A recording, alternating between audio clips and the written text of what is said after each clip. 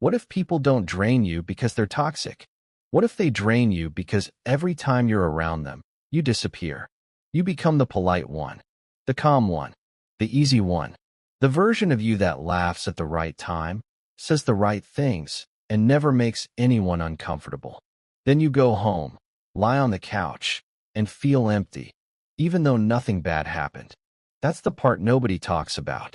Sometimes protecting your peace doesn't mean cutting people off. Sometimes it means asking, who do I become when I'm around them? Here's what I mean about becoming someone else in the room. Think about the one person in your life you can spend hours with and walk away feeling lighter.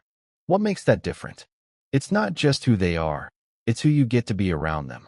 You're not calculating. You're not monitoring. You're not performing. You're just present. Now compare that to the gatherings that leave you hollow. In most cases, you weren't surrounded by bad people.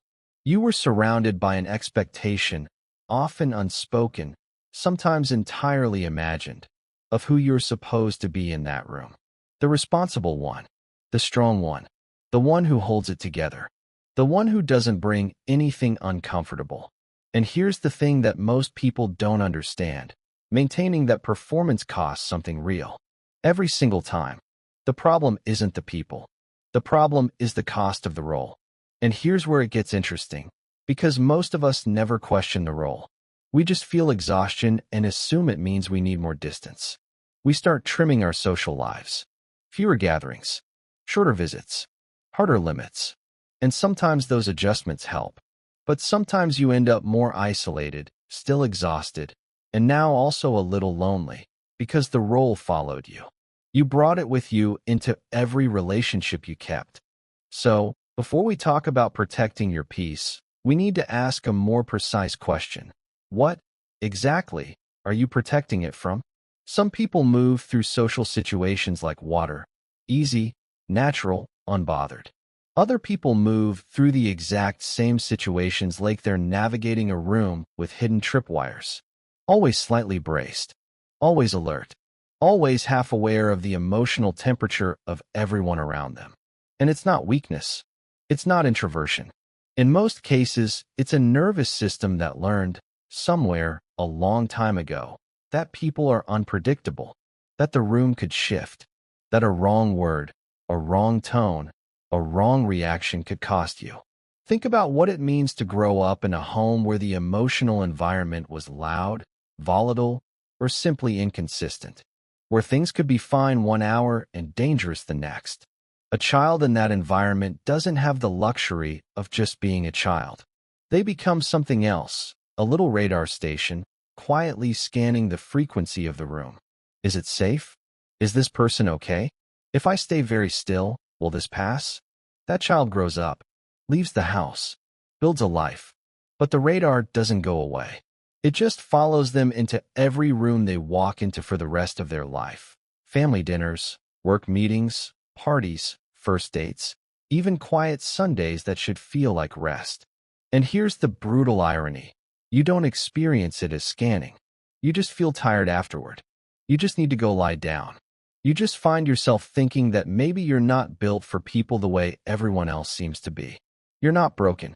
You're calibrated for a threat level that no longer exists. And the path forward isn't cutting everyone off.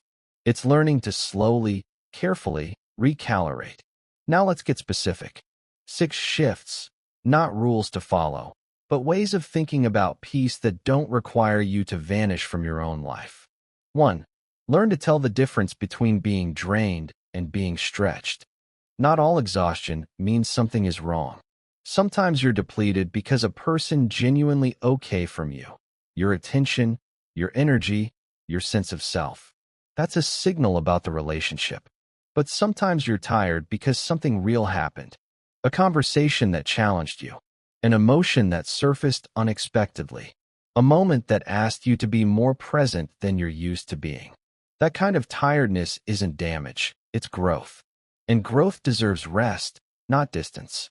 Before you pull back from someone, ask your body, not your thoughts, your body, your chest, your shoulders, your jaw. Was that encounter shrinking or stretching you? 2. Set limits on situations, not always on people. Most of us think of limits as being about specific people. I need to distance myself from this person. I need less of that person in my life. And sometimes that's true. But often what you need are situational limits. Not, I can't be around my mother, but I can't do a 5-hour family dinner with no space to decompress. Not, I need to cut off my coworker, but I can't have an hour-long venting session right before I have to present to a client. One of those creates permanent distance. The other creates structure that lets you stay. The situation is often the problem, not the person. 3. Give yourself permission to leave before you're empty. There's a specific kind of exhaustion that comes from staying past your limit because you don't want to seem cold.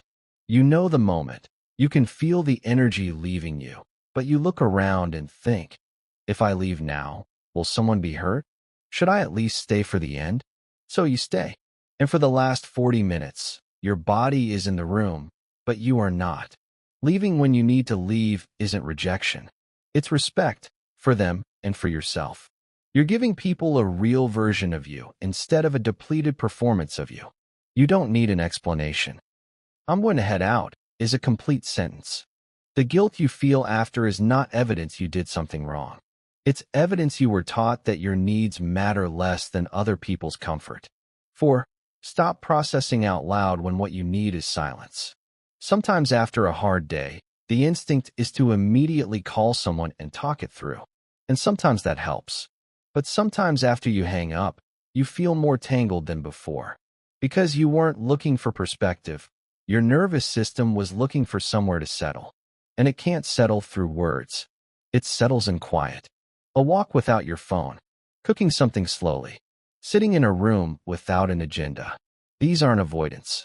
This is meeting your actual need, physiological regulation, before reaching for a social solution that won't quite reach it. 5. Build a real relationship with your own company. Now, I can already hear the objection. Isn't this just isolation with a better name? No. And the difference are everything. Isolation is when you're alone because people feel dangerous. Because connection has cost you too much. Because going inward is the only place that still feels safe. Solitude is when you choose your own company because there's something genuinely worth finding there.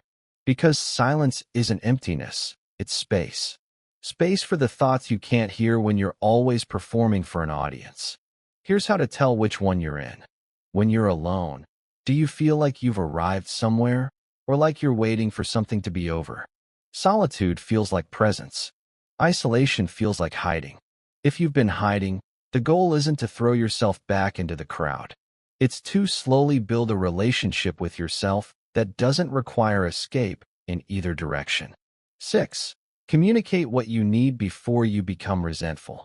Most people wait until they're completely overwhelmed before they say a word. Because speaking up earlier feels like complaining. Feels like asking for too much. Feels like being a burden. But here's what happens when you wait. By the time you finally say something, it doesn't come out clean. It comes as coldness, or a sudden withdrawal, or snapping at someone you actually love. Communicating early looks like, I need 30 minutes to decompress when I get home before I can really be present. Or, I want to come, but I might need to leave by 8. Or simply, I've had a heavy week. Can we do something low-key? That last one. How many times have you wished someone had said that to you instead of pushing through and slowly resenting you for it?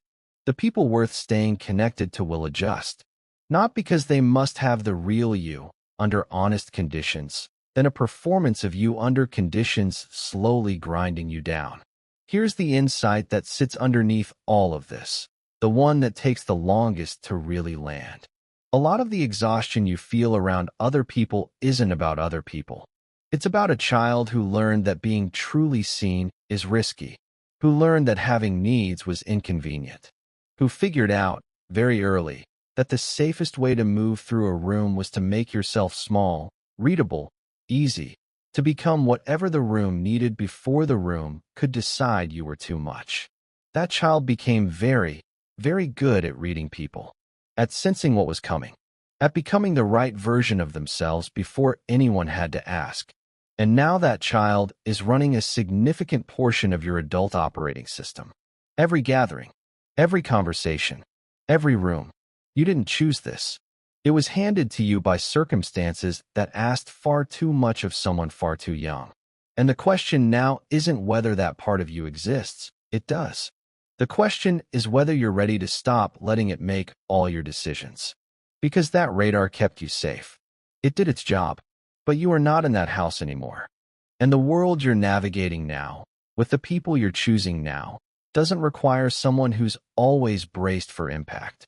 It invites someone who is learning slowly and imperfectly to lower their guard without losing themselves. Not because the world has become perfectly safe, but because you have finally become someone capable of handling it even when it isn't.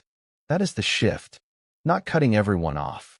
Not building higher walls, but slowly, through honesty, through practice, through 100 small choices, learning to tell the part of you that's still scanning the room. You did good. You kept us safe. I've got it from here. You are not broken. You are not too much. You are not fundamentally incompatible with human connection. You are someone who learned to protect yourself before you were old enough to know there were other ways to stay safe. And that protection served you. It kept parts of you intact that might not have survived otherwise. But you are not that child anymore. Work now isn't to be louder, or warmer, or easier to be around.